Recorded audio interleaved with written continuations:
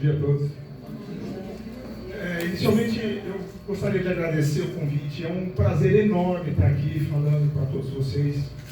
A minha família, eu vou fazer um depoimento pessoal, a minha família abraçou o Rosa e Amor. Eu, a minha esposa, a doutora Suzana, a minha filha está aqui também. Então, a gente, durante um bom tempo, já vem participando intensamente, ajudando, vendendo pipoca na festa junina. Então, eu gostaria realmente de agradecer a oportunidade de estar aqui. Eu preparei algumas coisas, uns slides, para falar um pouquinho dos direitos dos pacientes oncológicos.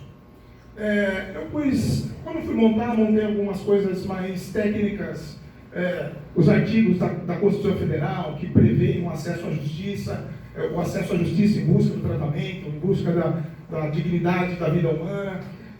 Mas eu, vendo a palestra do Dr. Igor aqui, eu acho que se você me permite, eu vou esquecer um pouco dessa questão técnica.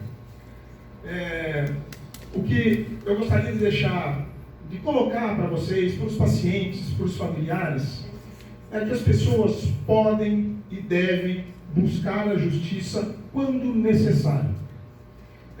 Recentemente houve uma decisão no STJ, isso foi muito veiculado por aí, não sei se todos estão por dentro do assunto, mas rapidamente exemplificando, até julho desse ano, qualquer discussão judicial em busca de tratamentos, cirurgias, medicamentos novos, ou medicamentos que não estão no rol da ANS ou nos protocolos de saúde do serviço público, bastava a indicação médica. A grosso modo era isso.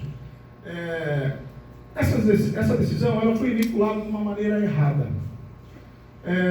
O STJ ele pontuou alguns critérios para que a justiça conceda o direito de tratamento aos usuários, desde que exista base científica, protocolos de tratamento, inclusive internacionais. O que acontecia pode parecer estranho, mas eu milito nessa área há 15 anos, vinham prescrições, indicações de tratamentos médicos que eu pedia para o paciente: vá até seu médico, peça para ele fazer uma justificativa técnica sobre o tratamento. Não tinha. Então, essa decisão, que num primeiro momento ela era prejudicial aos pacientes, na verdade é o contrário. Ela vai privilegiar, e aí nós estamos falando um pouco de saúde financeira, tanto do Estado quanto das operadoras de saúde, ela vai privilegiar o acesso perante a justiça de tratamentos para quem realmente precisa e com critérios técnicos, com critérios científicos. Isso é muito importante. Quando se autoriza indiscriminadamente tratamento sem fundamentação, você tem um custo, você onera esse agente pagador, de maneira que nunca vai haver uma atualização desses protocolos. Por quê? Porque o Estado está onerado, a operadora de saúde já está onerada. Então, quando você abre uma porta muito grande, a conta não fecha. Tá? Então, essa decisão que foi passada inicialmente, foi amplamente divulgada, como se fosse algo ruim para os pacientes, na verdade não é. A partir de agora, quem tem critérios para as novas tecnologias, e agora vai ser discutido isso aqui, a doutora Suzana vai falar, o doutor Torres também, sobre a questão de novas tecnologias, o acesso à justiça ele vai ser um pouco mais técnico e mais objetivo. Isso vai permitir que, efetivamente, as pessoas tenham acesso. Pois bem, uma outra questão que é muito discutida no escritório com pacientes é assim: o paciente chega, olha, eu tenho indicação de um tratamento, as pessoas às vezes se sentem, e eu vou falar um pouco da questão da judicialização, eu não gosto desse nome, mas as pessoas se sentem envergonhadas ou como se estivesse pedindo um favor ou para o governo ou para o plano de saúde. Não existe isso. A nossa Constituição Federal, ela garante o acesso a todos os cidadãos, o acesso ao tratamento que é necessário. Obviamente que eu volto ao que eu disse agora. Tem que existir critérios para as coisas que não estão no protocolo. Então, assim, as pessoas devem buscar com critérios, sempre, como o doutor Igor disse, determinando um caminho que é melhor, não necessariamente o que é mais é o que vai dar um resultado que a pessoa precisa, mas as pessoas têm que buscar os seus direitos. Não podem, de maneira nenhuma, sentir desprestigiada, sentir vergonha, sentir que o plano de saúde ou o Estado está lhe fazendo um favor. Nós temos aqui presente a representante do governo municipal. Eu não estou incentivando, longe disso, que as pessoas entrem em uma briga contra o Estado, não é isso. O que a gente incentiva é que as pessoas busquem, conheçam os seus direitos e, se houver realmente necessidade de um tratamento mais específico, um tratamento que não está previsto e que isso vai dar um resultado para ela, ela tem que buscar isso. Isso é muito importante. Uma das dificuldades que os pacientes têm no sistema público de saúde, quando não existe isso me refiro mais às cidades menores, cidades mais distantes, é chegar aos centros especializados. Você tem o centro especializado de tratamento, só que as pessoas que estão numa cidade um pouco mais distante, um pouco menor, desde quando é feito o diagnóstico até chegar lá, existe um tempo que muitas vezes, e eu acho que isso já foi abordado e novamente será, é a questão da demora do exame tardio, da demora do início do tratamento. E nós temos legislação que prevê, que regula e que garante o direito dos pacientes de serem atendidos dentro de um prazo razoável, de acordo com os protocolos de tratamento. Eu tive um caso desse, há 2 semanas atrás, uma paciente que teve um diagnóstico e não conseguia sequer entrar na lista do sistema CROSS para ter atendimento. Nós socorremos a Justiça. A Justiça garantiu a ela o direito de tratamento. Falando um pouquinho de justiça, um pouquinho técnico, mas rapidamente, essa é uma decisão recente, exatamente sobre um caso desse. Não é um processo meu, mas é um processo público. O paciente precisava iniciar o tratamento, não conseguia porque não tinha vaga, não tinha disponibilidade. Então, as pessoas precisam buscar os seus direitos sem vergonha nenhuma, sem achar que está passando na frente de outra pessoa. É um absurdo quando dizem isso. O Estado tem que se organizar para que consiga prover a todo mundo que tem necessidade de tratamento a devida prestação. Isso é algo que as pessoas não podem deixar de buscar. Isso é o que eu estava falando no começo, que eu montei aí uns slides um pouco técnicos, mas fugiu um pouquinho do bate-papo que nós temos aqui. Isso é só um exemplo do que eu estava falando sobre a decisão do STJ, que tinha feito essa limitação. Para combater isso, nós estamos num ano eleitoral,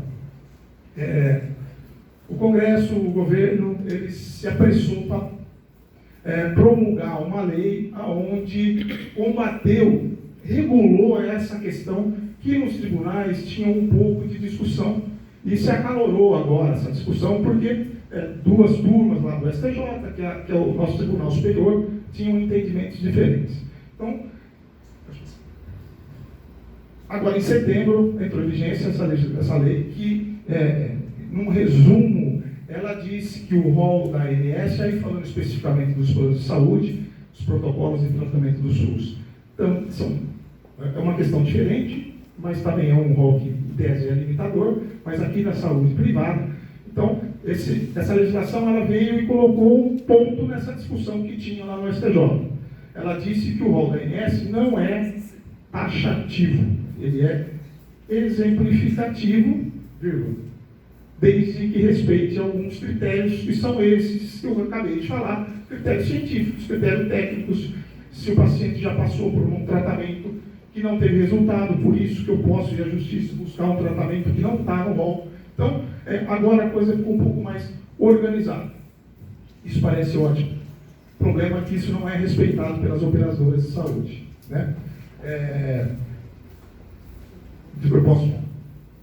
Desses últimos 2 meses, 3 meses depois dessa decisão do STJ, mesmo com essa legislação que foi aprovada, as operadoras elas tiveram um movimento contrário.